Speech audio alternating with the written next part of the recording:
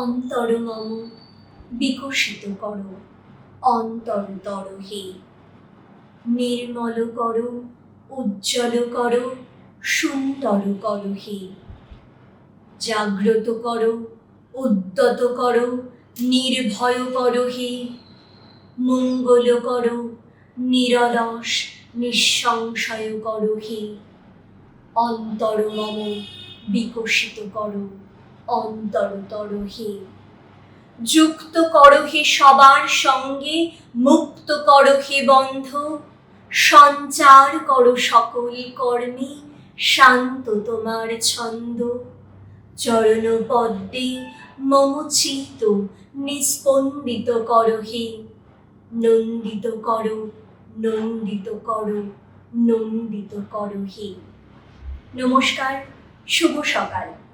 সবাইকে জানাই স্বাগতম মাইক উইথ জয়ের প্রথম এপিসোডে। সবাইকে অনেক অনেক শুভেচ্ছা এবং ভালোবাসা আমাদের পাশে থাকার জন্য। আজ আমরা অতিথি হিসেবে যাকে পেয়েছি সে আমার খুব কাছের একজন মানুষ, পেশায় শিক্ষিকা এবং নেশায় আমার মতোই আবৃত্তিকার। তাই সেই সূত্রেই আমার সতীর্থ বটে। দিদি আমার খুব পছন্দের, স্বাগতম স্বাতীদি। আর মাইক উইথ জয়ের প্রথম এপিসোড, সেটাতে একবার একটা ডাকি স্বাতীদি আমার মানে অনুষ্ঠানে চলে এসেছে, তার জন্য অনেক অনেক ভালোবাসা তোমার স্বাতীদি। জয়িতা, তুমি তো আমার ভীষণ কাছের, আর তুমি যে আমার কথা ভেবেছো, আমায় ডেকেছো, তার জন্যই আমার এত ভালো লাগছে। আজকে সকালটা আমার কাছেও একদম খুব আনন্দের হয়ে উঠেছে, ভীষণ স্পেশাল হয়ে গেছে। আচ্ছা, এই সকালটা আমাদের কাছেও স্পেশাল অবশ্যই, এবং সবার কাছে স্পেশাল হয়ে উঠবে তোমার একটা কবিতা থেকে। আমি একটা কবিতা শোনা, আর কবিগুরুর হাত ধরেই তো আমরা শুরু করেছি আমাদের আজকের এপিসোড। তো আমি একটা জীবনানন্দ দাশের কবিতা শোনাই। অবশ্যই। জীবনানন্দ দাশের কবিতা আকাশ লীলা। সুরঞ্জনা, ওইখানে যেও না কো তুমি, বলো না কো কথা ওই যুবকের সাথে। ফিরে এসো সুরঞ্জনা, নক্ষত্রের রূপালী আগুন ভরা রাতে। ফিরে এসো এই মাঠে ঢেউয়ে, ফিরে এসো হৃদয়ে আমার। দূর থেকে দূরে, আরো দূরে, যুবকের সাথে তুমি যেও না কো আর। কি কথা তাহার সাথে, তার সাথে, আকাশের আড়ালে আকাশে। মৃত্তিকার মতো তুমি আজ, তার প্রেম ঘাস হয়ে আসে। সুরঞ্জনা, তোমার হৃদয় আজ ঘাস। বাতাসের ওপারে বাতাস, আকাশের ওপারে আকাশ, আকাশের ওপারে আকাশ। অসাধারণ একটা কবিতা শুনলাম দিদির কাছে, মানে সত্যি মন ভালো করা। আর মানে এই সমস্ত সৃষ্টি নিয়ে তো কিছু বলারই নেই, মানে এতটাই সুন্দর, মানে মনে হয় যেন আমারই তো কথা। একদমই তাই। জীবনে প্রেম হারিয়ে গেলেও তার প্রতি আকুতি, আবার তাকে ছেড়ে দেওয়াও দিলেও কোনো দুঃখ নেই আর কি। নিঃস্বার্থে তাকে দূর থেকেও ভালোবাসা যায়, এরকমই একটা অনুভূতি বোধহয়। অবশ্যই অবশ্যই। আচ্ছা দিদি, আমার প্রথমেই যেটা বলবো যে আমি এটা অলরেডি সবাইকে দর্শকদেরও বললাম যে তুমি পেশায় শিক্ষিকা, নেশায় হচ্ছে আবৃত্তিকার। তো এই যে আবৃত্তির প্রতি তোমার যে ভালোবাসা, কবিতার প্রতি যে ভালোবাসা, এটা মানে ঠিক কবে থেকে আর কিভাবে, এটা একটু শোনা। একটু পিছিয়ে যেতে হবে তাহলে। আমার যে ছোটবেলাটা, আমার যে বড় হয়ে ওঠার প্রথম দিকটা, আমার বাবা একটু অন্যভাবে, এখন যে আমরা প্রথাগত ভাবে শুনি না যে একটা হোলিস্টিক একটা ডেভেলপমেন্ট অফ চাইল্ড, সেইটা কোনো থিওরিটিক্যালি না হলেও বাবা যেন ওইভাবেই আমাকে মানুষ করেছিলেন।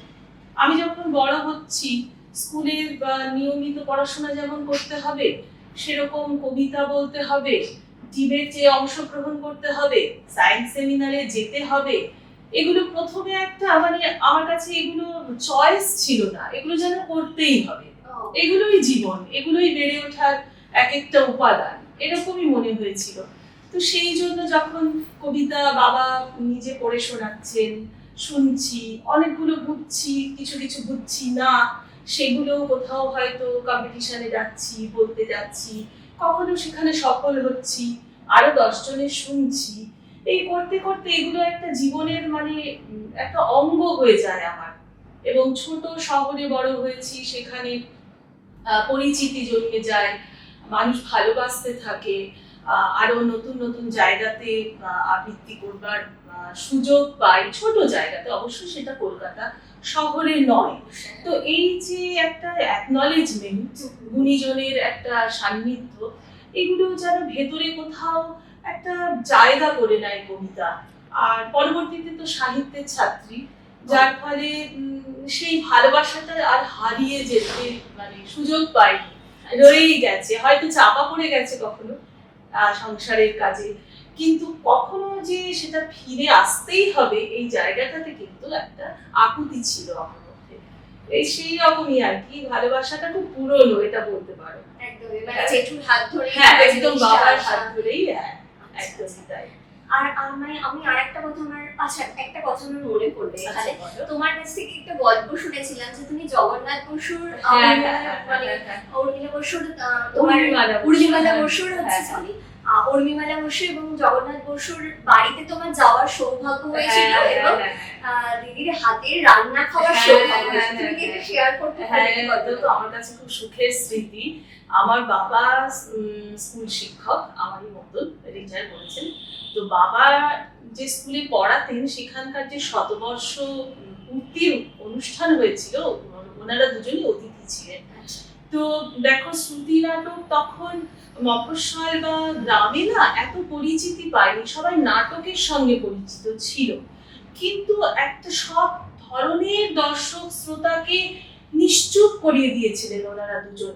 মানে বেশ তখন শীতের রাত, কেউ নড়ছে না, মানে এরকম একটা সেই স্মৃতিটা যেমন আছে। আর স্কুলের বাবা যেহেতু শিক্ষক ছিলেন, একটু আমার মা আমরা একটু ইনভলভ ছিলাম অনুষ্ঠানটাতে, ওনাদের আপ্যায়ন করা, খাওয়ানো।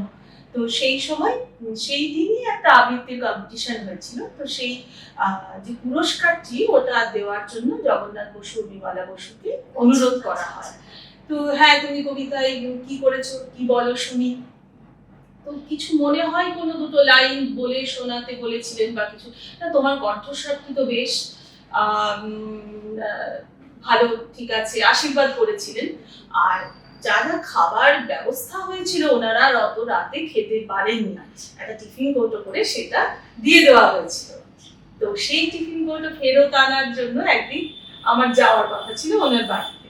তো উনি বললেন যে ফোন করে আসবে, কিন্তু ফোন করেছি একটা নির্দিষ্ট দিনে সকালবেলাতে, সেটা কোনো ছুটির দিনই হবে। তো উনি ডেকে নিয়েছেন আমাকে, আমি তো টিফিন কৌটো আনতেই গেছি ভেবেছি। সেখানে গিয়ে তো দেখি আমার জন্য একদম ভূরি ভোজনের আয়োজন, এবং সেখানেই দেখলাম যে জগন্নাথদা ওখানে ক্লাসও করান ওনাদের তালা পার্কে বাড়িতে সম্ভবত। তো সেই যে আমি কি বলবো, এত আবেগমথিত হয়ে যাচ্ছি যে আমি খেতেই পাচ্ছি না, মানে সেই খাওয়াটা আমি স্বাদ পাইনি কিছু, এরকমই অবস্থা আর কি। তারপরে আমি একবার গিয়েছিলাম আবৃত্তি শেখার ইচ্ছে নিয়ে। তো তারপরেই আমার মা বিশেষ কারণে অসুস্থ হয়ে যান পড়াশোনার মাঝখানে। আমি জায়গাটা ঠিক মানে এত বড় সুযোগটা হারিয়ে ফেলি।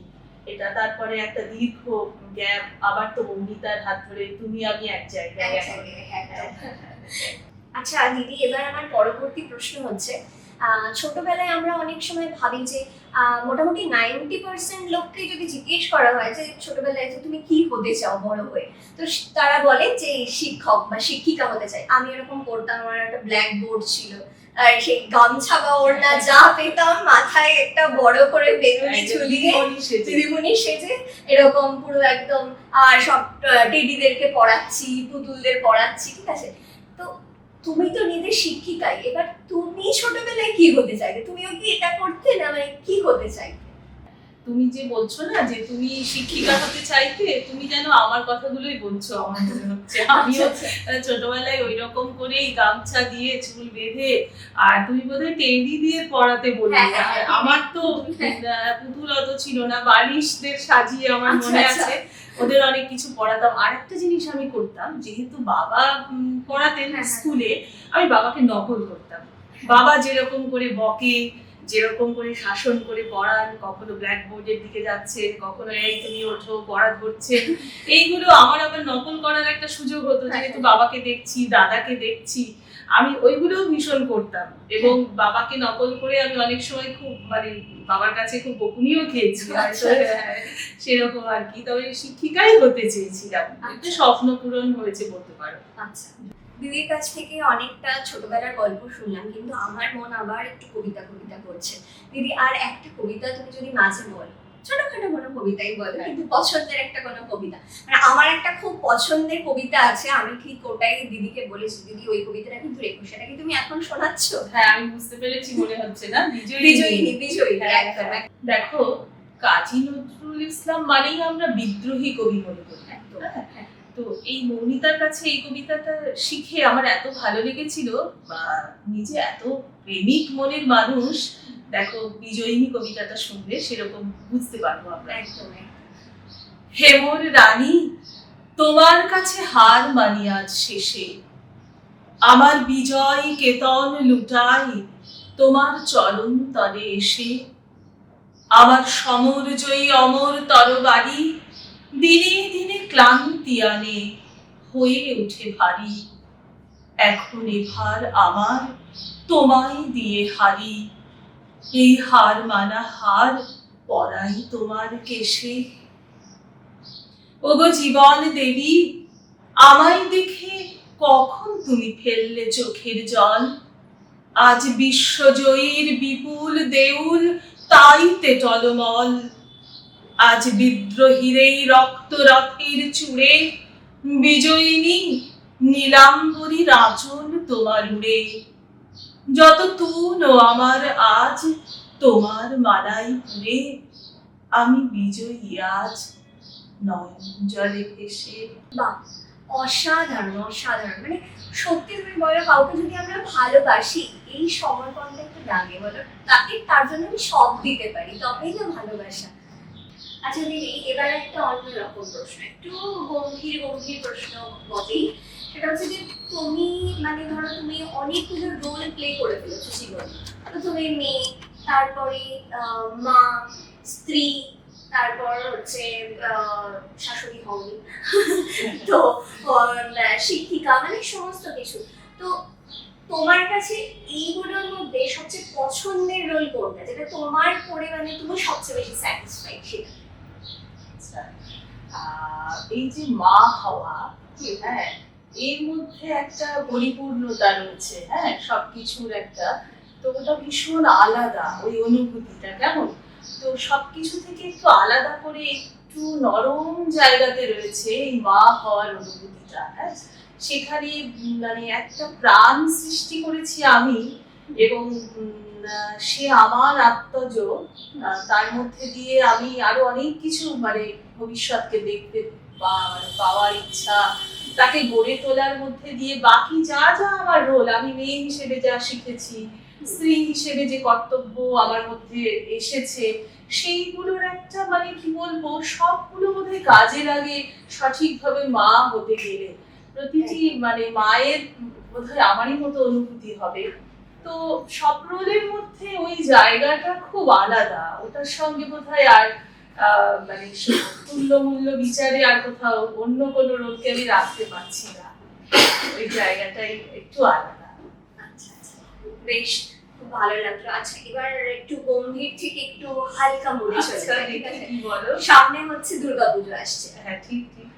এবার দুর্গাপুজোতে মানে ধরো আমাদের সময়ের দুর্গাপুজো, আমার মানে আমার ছোটবেলা থেকে এখনের মধ্যেও অনেক রকম চেঞ্জেস চলে এসেছে। মানে দুর্গাপুজোতে আমি ছোটবেলায় যেমন দেখেছি, তার থেকে এখনের দুর্গাপুজো অনেকটা আলাদা। কিন্তু তেমন তোমার তোমার বড় হয়ে ওঠাটা বোধ হয় বাঁকুড়াতে, না? বাঁকুড়াতে।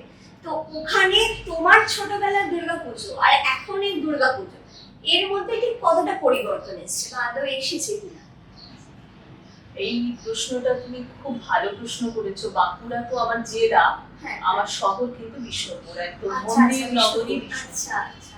তো আমাদের যে পুজো না, সেটা কিন্তু খুব ঐতিহ্যবাহী এবং হাজার বছরের পুরনো মৃন্ময়ী মন্দিরের যে পুজো হচ্ছে, আচ্ছা। বিষ্ণুপুর শহরের আসল দুর্গা পুজো কিন্তু ওখানে মৃন্ময়ী নামে উনি পূজিতা। ও, এবং আচ্ছা, আচ্ছা। মল্ল রাজাদের পারিবারিক যে দেবালয়, সেখানে এই যে মৃন্ময়ী মায়ের পুজো, অনেক পুজোর তো ধরন বদলেছে, তুমি যেরকম দেখছো পাড়ায় পাড়ায় কিছু কিছু পরিবর্তন বিষ্ণুপুর শহরেও এসেছে, আচ্ছা, কিন্তু আমরা কিন্তু কোথাও একটা থেমেই আছি। আচ্ছা। ওই জায়গাটা কিন্তু খুব স্পেশাল, মানে পুজোর 14 দিন আগে থেকে নির্দিষ্ট রীতি নিয়ম মেনে এই মৃন্ময়ী মন্দিরের পুজো শুরু হয়। এই যে সেখানে মানে পুজোর যে নিয়ম কানুন গুলো একটু কিন্তু আলাদা। যেরকম অষ্টমী এবং নবমীর যে সত্যিক্ষণ, সেটা কিন্তু কামান দাগা হয় আমাদের ওখানে এখনো। এবং এটা তুমি দুটো ভাবে ভাবতে পারো, একটা হচ্ছে শব্দ ব্রহ্ম, একে স্মরণ করা, আর একটা হচ্ছে যে দূর দূরান্তে জানিয়ে দেওয়া যে মা মৃন্ময়ীর মন্দিরে এই মুহূর্তে সেই নির্দিষ্ট সন্ধি পুজো সন্ধিক্ষণে এই কামান কিন্তু দাগা হলো। এর কিন্তু কোনো বিরতি হয়নি। এত বছরের যে মানে এই নিয়ে যদি কথা বলতে হয় তাহলে বোধহয় একটা পুরো এপিসোড তোমাকে এই নিয়ে ভাবতে হবে। তো সেইটা একটা রয়েছে, এই পরম্পরার প্রতি একটা চরম আস্থা সারা বিষ্ণুপুরবাসী রয়েছে। এবং দেখো এখনকার ছেলে মেয়েরা তারা তাদের নিজের মতো করেও যে বারবারই পুজো, সেগুলো গ্রো করেছে, বেড়েছে, এবং সেগুলো এই যে থিম এর যে একটা ভাবনা, এটাও তো সৃজনশীল ভীষণ আমি মনে করি। আমি বিপক্ষে নই কিন্তু সেখানে কিন্তু শিল্পীরা তাদের টেরাকোটার শিল্প সম্ভারকে কখনো সাজিয়ে তুলছে, কখনো কোনো সমসাময়িক সমকালীন কোনো সমস্যা, কোনো বিশেষ অ্যাচিভমেন্ট, ন্যাশনাল সবকিছুকে যে একটা রিপ্রেজেন্ট করা, সেই পুজো গড়ে উঠেছে। কিন্তু অষ্টমী নবমীর সন্ধিক্ষণে তুমি এই প্রজন্মের ছেলে মেয়েদেরকেও কিন্তু মৃন্ময়ী মন্দিরের সামনেই বেশিরভাগই পেয়ে যাবে। এই জায়গাটা থেকে কিন্তু আমরা খুব একটা এখনো এগোতে মানে এগোনো বলে না, মানে শোনিনি। এই পরম্পরা কিন্তু আমাদের মধ্যে রয়েছে। তো সেই পুজোর একাল সেকাল সব জায়গাতেই এসেছে, ওখানেও এসেছে, কিন্তু পরিবর্তনের ছোঁয়া সবকিছুকে ভেঙে প্রবর্তন করতে পারেনি। আচ্ছা, এটাই আমার মনে হয়। আচ্ছা দিদি, এবার হচ্ছে যে পুরো একদম পুজোর মধ্যে ঢুকে গেছি, তো একটা এক্সাইটমেন্ট চলে এসছে। এবার দুর্গাপুজো মানেই মানে ধরো অনেক কিছু এর সাথে আর কি রিলেটেড রয়েছে, খাওয়া দাওয়া বলো, শপিং বলো, লাইটস হতে পারে, সেটা আকাশের মেঘ হতে পারে, অনেক কিছুই। তো তোমার কাছে দুর্গাপুজো মানেই এক কথায় প্রথম মাথায় কি আসে? জয়িতা, এই প্রশ্নটা আমার খুব মনে ধরেছে। আচ্ছা আচ্ছা। এই যে শরৎকাল আসছে, মেঘ তো আছে আকাশে, জলহারা মেঘ, হ্যাঁ, যে মেঘে আর বৃষ্টির আশা আমরা করি না। তো এইসব যখন প্রকৃতিতে আসছে, তখন আমার মনের মধ্যে সাজগোজটাই মাথায় এসে ধাক্কা মারে। যে শপিংটা ধরো এখন না হয় সারা বছর হয়, একটা সময় তো পুজো আসছে ভেবেই হতো। তো সেই থেকেই আর কি সেটা খুব স্পেশাল ছিল, সেই স্পেশালিটিটা একটু হারিয়েছে। কিন্তু সারা বছর কেনাকাটা, আর পুজোর জন্য ষষ্ঠীতে কি পরবো, সপ্তমীর দিন কোনটা পরবো, অষ্টমীর অঞ্জলির সময় হয়তো বিশেষ কোনো মানুষের ভালো লাগবে কোনটা, সেই ভেবে পুষ্পাঞ্জলি কোন শাড়ি পরে বা শাড়ি পরতে চাওয়া মায়ের কাছে, এইগুলো তো স্পেশাল। নবমীর সন্ধ্যের রংটা চড়া হবে, হ্যাঁ, গয়নাগাটি থাকবে সঙ্গে। প্রসাধনী খুব জানা ছিল না, হ্যাঁ, অল্প বয়সে। গয়না আর শাড়ি, আচ্ছা, এই নিয়ে মোটামুটি দেখছি, পরে দেখছি, ভালো লাগছে কিনা দেখছি, পাল্টাচ্ছি, এই আর কি। এটাই পুজো মানে, এটার সঙ্গে। এখন কি দাদার সাথে দাদার কোনটা ভালো লাগবে ভেবে অষ্টমীর দিন এখনো সাজে দাদার কথা ভেবে বোধহয় অত আর সাজি না। সাজটা এখন নিজের ভালো লাগার জন্য, একদম সাজলে আমার মন ভালো হয়ে যায়, সেই জায়গা থেকেই। আর পুজোর সময় মানে সাজ, কিভাবে যাব বন্ধুদের সঙ্গে, ওরা কি করছে, আচ্ছা। আমি কি করছি, হ্যাঁ। কমিউনিকেশনও হয়। হ্যাঁ, তোমাদেরও নিশ্চয়ই হয়। হ্যাঁ, অবশ্যই এরকম বাবা। তোমরা তো শুধু মানে শাড়িতে সীমাবদ্ধ নয়, তোমাদের আরো সুন্দর হ্যাঁ, সুন্দর পোশাকের না, ইয়ে তবে রয়েছে। শাড়ির প্রতি সবই লোভ সুন্দর। কিন্তু এখনো আমাদের সবারই সেটা যে শাড়ি পরি বা না পরি, শাড়ির প্রতি লোভ ছাড়তে পারি না। আমার তো দিদুনের আলমারি থেকে শুরু করে মায়ের আলমারি পুরোটাই আমার দখলে আর কি। ঠিকই তাই। দিদি মোটামুটি দুর্গাপুজোর রমরমা ব্যাপার স্যাপারে আমরা ঢুকে পড়েছি গল্পে। তো তাহলে আমার মনে হয় আমরা অনেকটা অনুষ্ঠানেরও শেষের দিকে চলে এসেছি।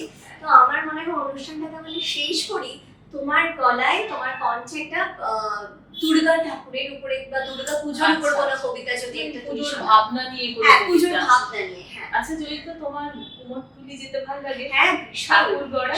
এখন সবাইকে খুব বলি জানো তো যে আগমনী শুটের কি দরকার, কিন্তু আমিও কিন্তু কুমারটুলিতে গিয়ে আগমনী করে এসেছি, ঠিক আছে? এই শারদিয়া কবিতাটি লিখেছেন শুভ দাশগুপ্ত। আচ্ছা, খুব একটু সুন্দর। দেখে বলি, হ্যাঁ। হ্যাঁ, হ্যাঁ, আর অবশ্যই, অবশ্যই। পুরোটা নয়, হ্যাঁ। একটু অংশ বিশেষ আচ্ছা, বলে আচ্ছা, শোনাচ্ছি, বেশ, কেমন? বেশ। গেরুয়া নদীর পাড় ঘেঁষে সেই ছোট্ট আমার গ্রাম, ছেলেবেলার ছেলে খেলার সেই আনন্দ ধাম। আকাশ ছিল সুনীল উদার, রোদ্দুরে টান টান। গেরুয়া নদীর পাড় ঘেঁষে সেই ছোট্ট আমার গ্রাম। গেরুয়া নদীর পাড় ঘেঁষে সেই গ্রামের শেষ পাড়া। নবীন কাকার কুমোর বাড়ি ঠাকুর হতো গড়া। সাত পাড়াতে বেজায় খ্যাতি নবীন তালেবর। নবীন কাকার হাতের ঠাকুর অপূর্ব সুন্দর। এক এক বছর এক এক রকম ঠাকুর তৈরি হতো। সেসব ঠাকুর দেখতে মানুষ বেজায় ভিড় জমাতো। স্কুল পালানো দুপুর ছিল, ছিল সঙ্গী সাথী। চোখ জুড়ানো মূর্তি দেখতে ভীষণ মাতামাতি। শারদিয়ার দিন গড়াতো শিউলি গন্ধে দুলে। রোজই যেতাম ঠাকুর গড়া দেখতে সদল বলে। নবীন কাকা গরিব মানুষ, সদাই হাসি মুখে। নিবিষ্ট মন, ব্যস্ত জীবন, আপন ভোলা সুখে। হাতের ছোঁয়ায় তৈরি হতো লক্ষ্মী, গণেশ, পেঁচা। দূর গায়ে তার ছোট্ট বাড়ি, ঠাকুর গড়েই বাঁচা। বাহ, অসাধারণ, অসাধারণ, মানে দারুণ লাগে। আমার তোমরা খুব কিন্তু প্রিয়। হ্যাঁ, তোমরা অবশ্যই প্রিয়। কমেন্টে কিন্তু জানিও দিদি কবিতা কেমন লাগলো সবার। এটা প্লিজ করতেই হবে, কিন্তু অবশ্যই জানিও। হ্যাঁ, আসলে ভালোবেসে বলি, হ্যাঁ, ভেতর থেকে বলি। এটাই তো দরকার বলো। মানে আমার মনে হয় ওটাই যে আমার হ্যাঁ, খ্যাতি কার না ভালো লাগে বা টাকাও ভালো লাগে না এটাও বলতে পারবো না, সেই লোক আছে। কোথাও একটা কবিতা ছুঁয়ে যাচ্ছে ছুঁয়ে আমাদের, যাচ্ছে। তাই আমরা এক জায়গায়, একদম, তাহলে একদম। কেন আজ আর সকালে এই ভালো লাগাগুলো, মানে এই যে মানে এখানে দেখবে কোনো রকমের হিংসা কাজ করে না, না, কিন্তু কেন তুমি খারাপ একদমই বলছো, না। এটা খারাপ বললে ভালো হয়। আমরা মনে মনে যেন মনে চাই হয় মানে আরো আনন্দে মানে পরস্পর সঙ্গে থেকে আরো সুন্দর কিছু সুন্দর করা কিছু করা যায়। যায়, একদমই তাই। এটাই আমার মনে হয়, এটাই ভিন্ন অন্য জায়গা থেকে আর এই হ্যাঁ। ভালোবাসার জায়গা থেকে বলো। একদমই তাই। আমরা চলে এসেছি একদম শেষ পর্যায়ে আমাদের অনুষ্ঠানে। আচ্ছা দিদি, আমাদের তরফ থেকে মানে খুব ছোট্ট একটা আর কি, টোকেন অফ লাভ। একদমই ছোট্ট নয়, মানে সবকিছুরই আমার শুরু পরম তো তাই প্রাপ্তি, জন্যই। পরম প্রাপ্তি, সেগুলোই তো থেকে যায় না। আর তোমার জন্য একটু আচ্ছা। ছোট্ট নোট আর একটা আর কি এটা তো সার্টিফিকেট। ভীষণ স্পেশাল, আমাদের নামে। আমার মনের মণিকোঠায় থাকবে আজকের সকালটা একদমই। আর তুমি আরো এগিয়ে যাও, আরো নতুন ভাবে কাজ করো, সুন্দর সুন্দর কাজ করো, এই আশা রাখি। আর হ্যাঁ, হ্যাঁ, আশীর্বাদ সঞ্চারে সেটা করতে পারি। নিশ্চয়ই পারবে, একদম। সৃষ্টিশীলতা যার মধ্যে আছে সে ঠিক খুঁজে দেবে জায়গা। হ্যাঁ, আর অবশ্যই মানে কি বলতো দিদি, মানে এখানে না মানে নক্ষত্রদের বা যারা অলরেডি ওয়েল নোন আর কি, তো তাদেরকে দেখার মতো লোক সোশ্যাল মিডিয়াতে প্রচুর আছে এবং তাদের একটা স্টেজ আছে, তাদের দেখার প্রচুর লোক আছে। আমার যে অনুসন্ধান বা আমার যে মানে ধরো কি বলবো উদ্দেশ্য মেনলি অনুষ্ঠানটা করা, সেটা হচ্ছে যে এরকম প্রচুর জায়গায় রয়েছে যেখানে মানে সেখানে সৃষ্টিশীলতা রয়েছে, ট্যালেন্ট রয়েছে, মানে হিডেন ট্যালেন্ট আর কি। রয়েছে সবার মধ্যে, তো আমি তাদেরকে একটু কিছু দিতে চাই। প্রতিভার অন্বেষণ। প্রতিভা, একদম তাই, প্রতিভার অন্বেষণ। তো সেই অন্বেষণেই রয়েছি আমি।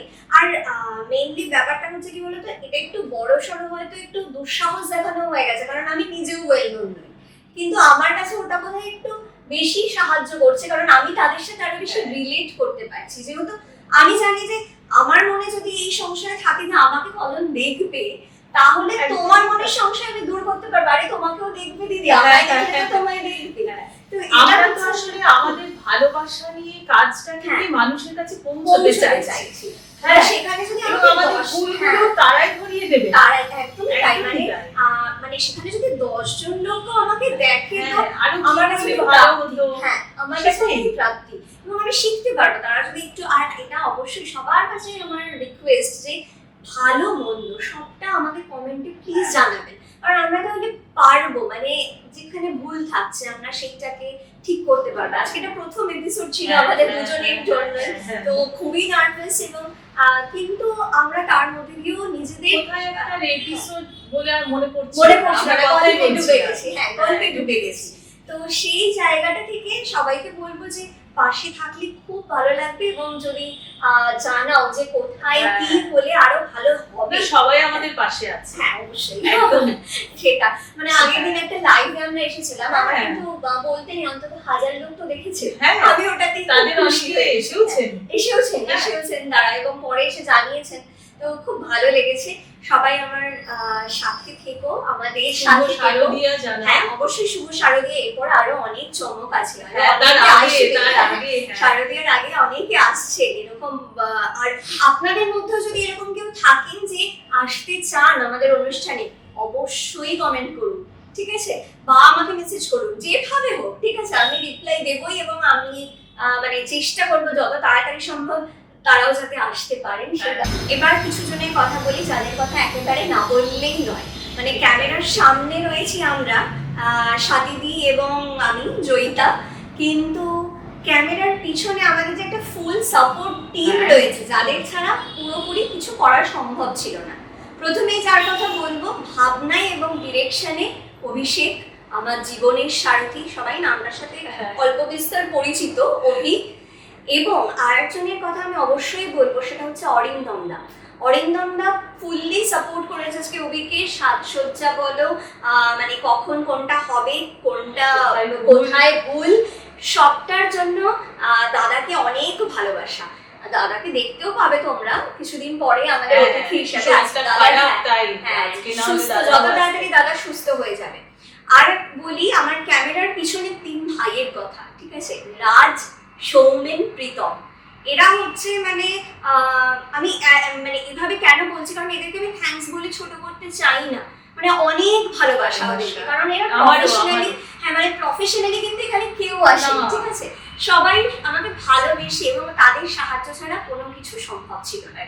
আচ্ছা, আরেকটা কথা বলে রাখি, একটা খুব এক্সাইটিং ব্যাপার, সেটা হচ্ছে আমাদের একটা প্রথম আমাদের কিছু জনের একটা কাজ আসতে চলেছে, প্রস্তুতি শুরু হয়ে গেছে। নামটা বলছি না, খুব সম্ভবত আসবে মহালয়ের দিন সকালে, মায়ের আগমনী একটা কাজ। তো সবাই সাথে থাকো, খুব ভালো লাগবে সাথে থাকলে। আর অবশ্যই কমেন্টে জানাও, আর তোমরাও যারা আসতে চাইছো অবশ্যই কিন্তু আমাকে কন্ট্যাক্ট করো, অবশ্যই বলো। সবাই এখানে আমার প্রোগ্রামে সবাই আসতে পারো, আমাদের একসাথে পথ চলা শুরু হবে, এবং আমরা চাই যে শেষ যখন করবো তখন যেন এই 5-6 হ্যাঁ মানে শেষ হোক, মানে চাই না হোক, কিন্তু যেন আগামীতে এই 5-6 জনের টিমটাই যেন আমার অন্তত অনেক বেশি, অনেক মানুষ নিয়ে যাতে আর কি সেটা আমি এগিয়ে যেতে পারি। সঙ্গে থাকবেন, অনেক ভালোবাসা সবাইকে, ধন্যবাদ, নমস্কার।